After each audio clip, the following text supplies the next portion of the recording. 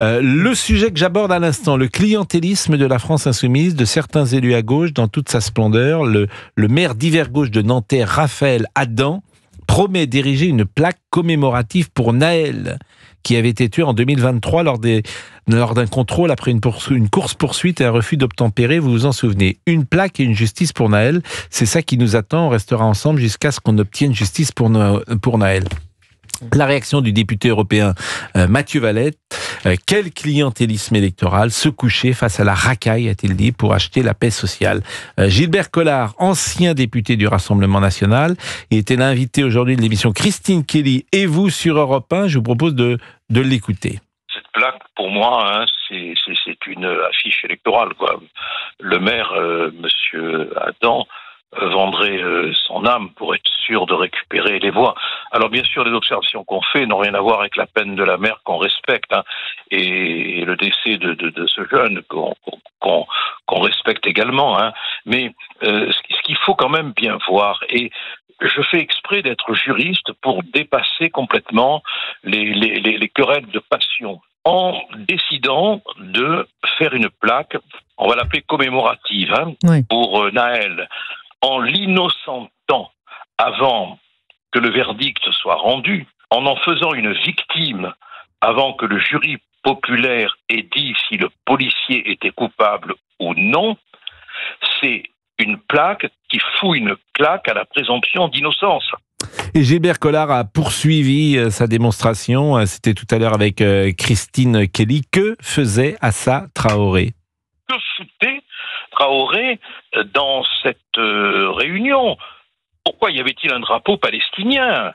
On est où là ? Il y a une dérive absolue, quoi. Il y a une volonté non seulement de faire pression, une volonté de faire pression, mais je comprends pas. Bon, Sarah Salman, vous qui êtes avocate, le procès va arriver. Je vous assure, je n'aimerais pas être d'abord un juré, parce que la pression sur les jurés va être terrible. C'est un des grands procès qui va arriver. Vous avez toute une population qui demande une sanction. C'est Florian M, ce policier. On rappelle quand même les conditions très particulières, course-poursuite.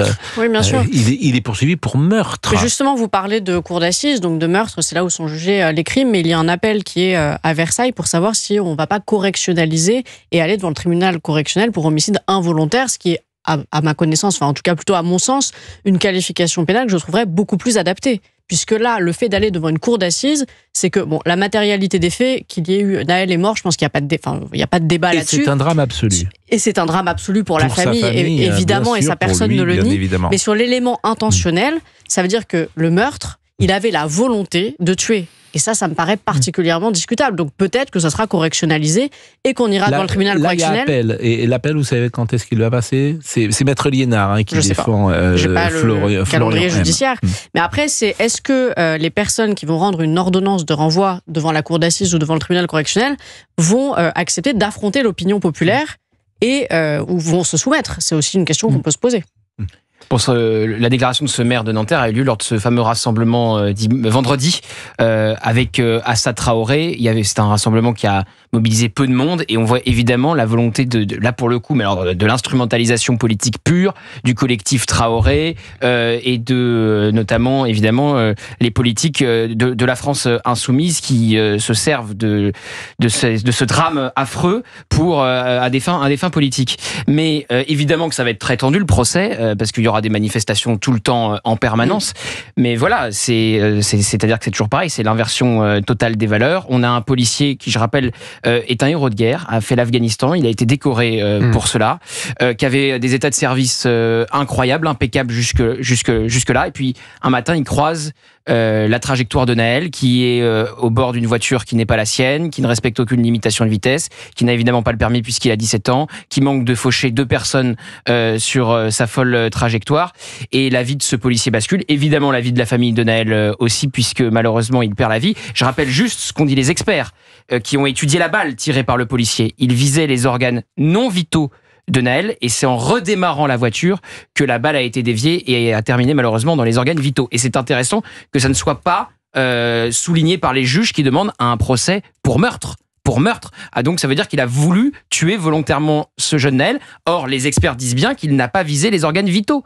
Ça vient contredire. Bon, il y a appel. Hein, cette volonté. Oui, il y a appel. C'est pour ça que ça peut encore aller dans le tribunal correctionnel, homicide involontaire. Moi, ce que je vois, l'opinion publique, il y a une phrase célèbre d'un avocat qui disait l'opinion publique ne doit jamais rentrer dans le prétoire, que tous les avocats connaissent sans doute. Bon, vous avez ce maire, on est à un an des municipales, là encore. Il s'appelle Raphaël Adam, c'est le maire de Nanterre. La plaque commémorative. Bon, la plaque, effectivement, c'est purement électoraliste. Hein. Il y a discussion. Quand même, mais moi je veux dire, ça me gêne pas qu'il y ait une plaque si Philippines.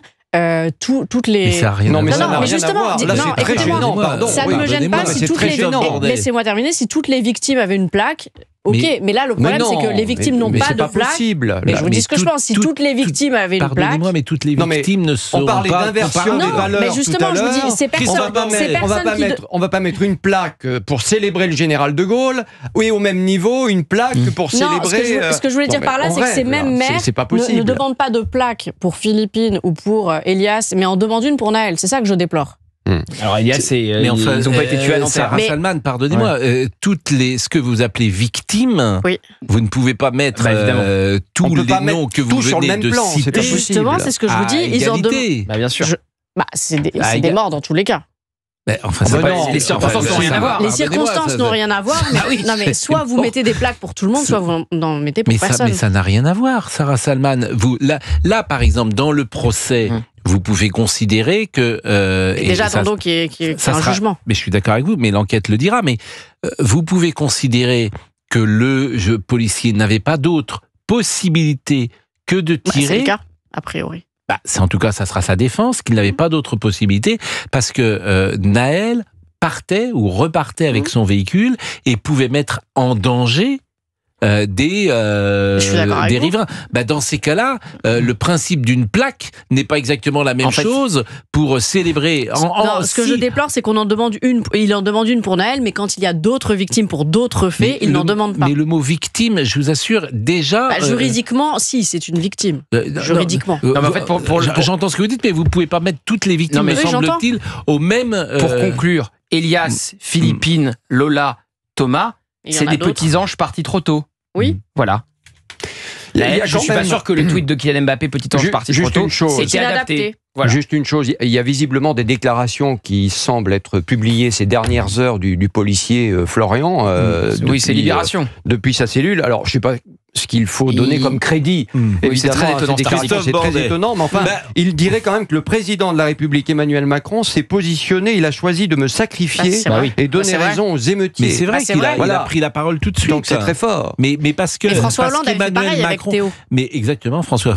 En fait, tous ces hommes politiques n'ont qu'une peur de l'opinion publique et de ce qui s'est passé. D'ailleurs, ils ont bien raison d'avoir peur parce que vous avez vu les émeutes qui ont suivi la mort de Naël. Il est terrorisé. Très largement mais là, Emmanuel Macron, il a la même ligne lorsque il s'agit d'avancer sur le dossier de Gaza. Il doit gérer... Non, mais il y a un côté pas de vague pour pas avoir de problème. Mais il aurait pu aussi ne rien dire. Effectivement, il doit gérer son pays. Et il prend en compte qu'il y a des gens qui sont, du côté des Gazaouis, du côté de vouloir, du côté du combat des Palestiniens, disons les choses comme elles sont. Oui, de vouloir la fin de l'État juif. Et voilà, donc il y a effectivement des Français aujourd'hui qui sont sur cette ligne. Mais il aurait pu ne rien dire, Emmanuel Macron. Il aurait pu ne rien dire, bien évidemment. Il aurait pu. Mais là, il y a un lien qui s'est cassé à jamais avec les policiers le jour où il a dit inexcusable et inexplicable.